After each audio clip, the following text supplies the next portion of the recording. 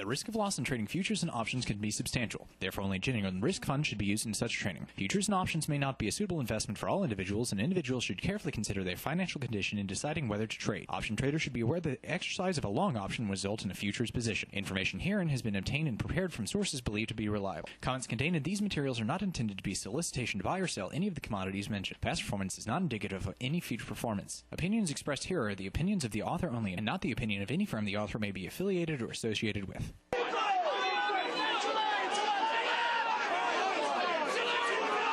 All right, welcome back to Commodity Classics. I'm Michael Yorba, your host. Thanks for joining us. I have Jake Bernstein with me on this segment. Jake, let's bring him back in.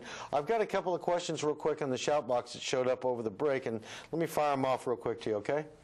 Okay. All right. Let's see here. The Curious Trader, your thoughts on sugar market. Is there still enough time to move 25 to 30 cents from in the September-October time frame? I still think there's enough time, Michael. These markets are very dynamic, very volatile. Things can happen quickly, but I want to emphasize, don't catch the falling knife. The sugar market's still in a very significant downtrend. We are now at long-term support. And my approach is I wait for market to come down to long-term support.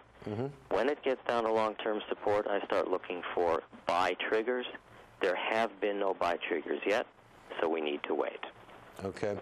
Do you have any idea? I mean, I'm looking at about 10 cents right here on the, what is it, the July? July. Yeah, do you have any idea how far down we could go before you start seeing a feeling of a turnaround? Somewhere in the 950 area for July, and the October contract is the one you'd want to be trading now. Okay. All right. Let's get back into your topics about psychology.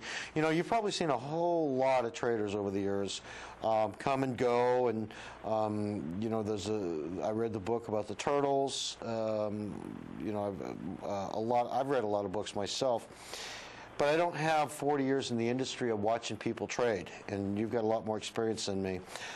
Why don't you take it from there and tell me some of the things, the big flaws when you know this is not for you, and because there's some people it's not for them, and some of the earmarks of you're a natural. You know, Michael, now it's at the point after having given over 750 talks and seminars all over the world in the last 40 years, I can meet a person, talk to them for 10 minutes, even 5 minutes, ask them a few questions, and I can tell you if they're going to be successful or not, if there's a chance for them to stop being unsuccessful and start being profitable. And there are certain things that I look for, and one of the things that I look for is the kind of language that people use, by which I mean, are they specific about what they do? Example, I ask someone, so how do you make your trading decisions? The answer that would not be a good answer would be something like this. Well, I kind of look at the charts. I try to look at the charts maybe once a day, and then I look at a couple of different indicators to see how they look, and then I read the newspaper and see what's happening with the news. Turn on CNBC, get a couple of the expert opinions, and then I kind of make up my mind. And I ask the question, do you know what your risk is before you get into a trade? Well, yeah, you know, I only want to risk $800 on a trade, so I'm going to risk $800. And do you know your exit strategy? Well, you know, that depends on what the market does, and sometimes I'll get out right away, sometimes I won't. Those are the kinds of vague answers that tell me someone is not going to be successful.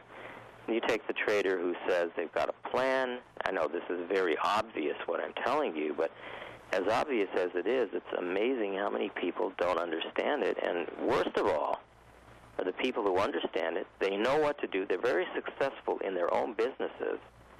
They're organized. They're disciplined. But when it comes to trading, they think it's like a slot machine. They think all I got to do is stand there and throw money in the machine and pull the handle and get lucky. Doesn't work that way. It really is a business. Yep. So one of the things I look for, organization. I look for specifics. I look for language. I don't like words like looks like or could be or might. I say, look, something is or it isn't. It's in buy mode or it's not in buy mode. You're either going to buy it or you're not going to buy it. It doesn't look like anything until it's there. So I don't use looks like. Those are the things that I like to watch for.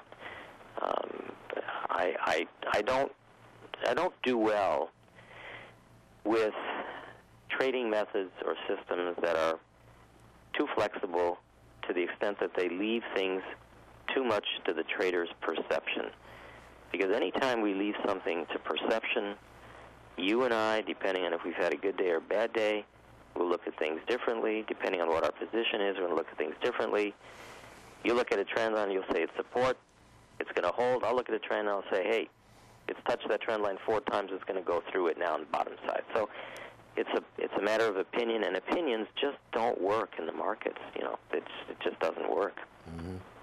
Mm-hmm. Okay, so at this point, it boils down to, if I followed you correctly, it boils down to specific formulas in your head that tell you what you should be doing versus a feeling after you've got a consensus of other people's opinions.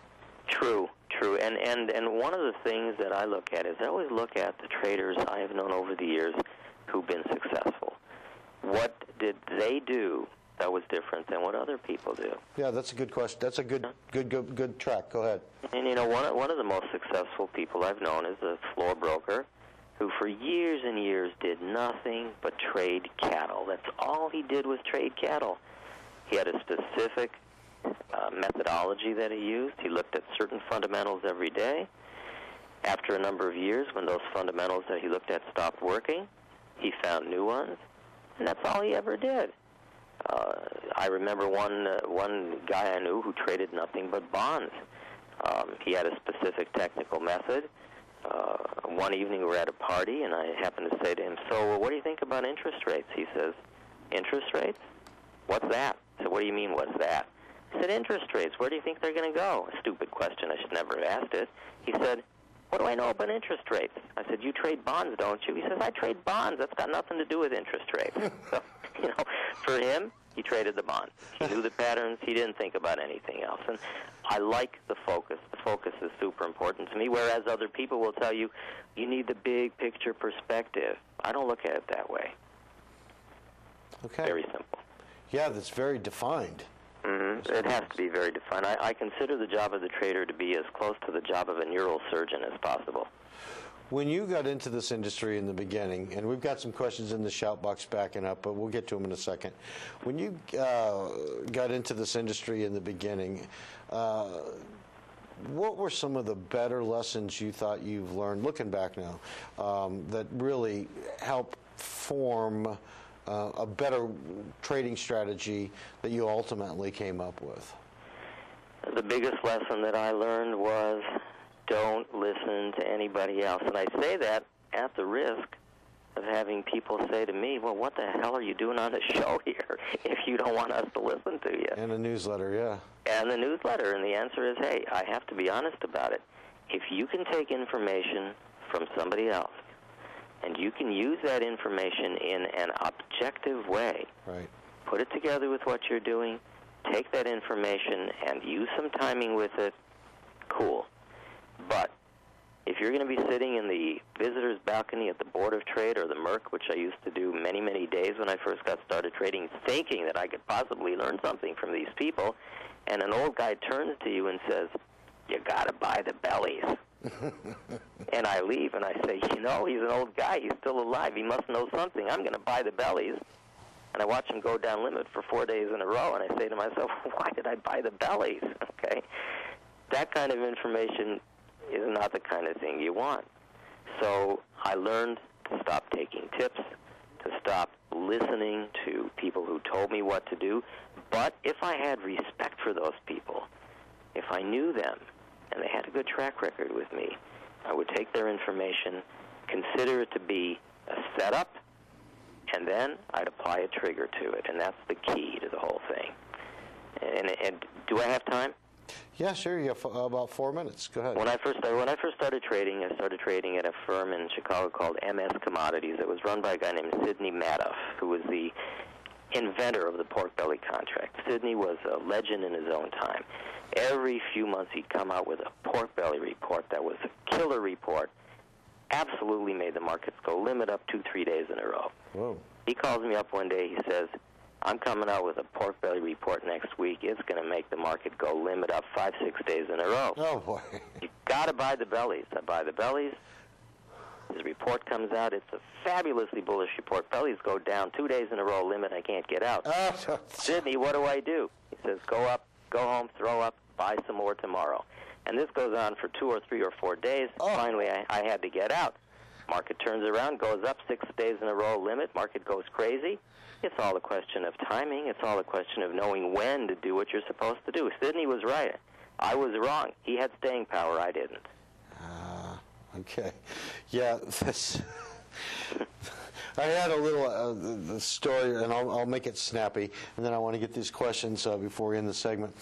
There was a guy, I was talking to him about his trading, and one time he mentioned to me, he said, you know, if you get 3 traders in the room, he says, what 99% of the time, all 3 of you will digress to the lowest IQ in the room's trading ability. That's for sure. All right, let me get a couple of these questions out. Let's see here. Are you watching the 60-year commodity cycle, and when will it stop? I think the individual is referring to the 50 to 60-year Kondratiev wave cycle, which is really about 54 years. I wrote a book about that in the 1980s called The New Prosperity. I watched that cycle very intently. That cycle, as far as I'm concerned, has bottomed a number of years ago.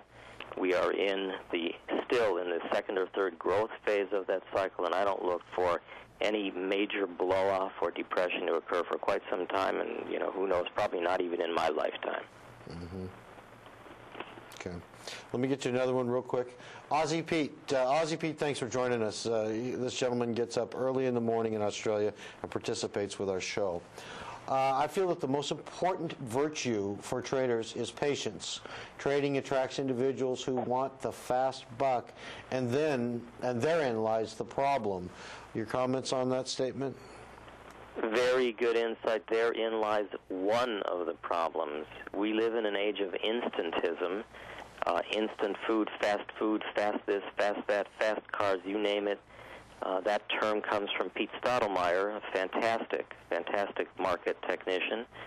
And yes, we don't want to go for that instantism. People will say, you got to day trade, got to trade 40, 50 times a day, take a few ticks. It doesn't work that way. It's very hard work.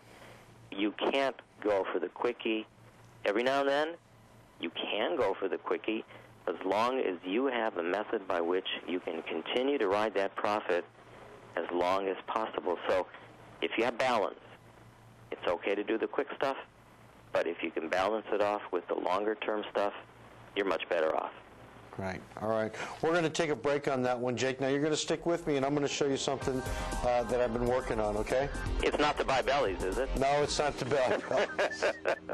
All right. We'll be right back after these messages. Ladies and gentlemen, Jake Bernstein. We'll be right back.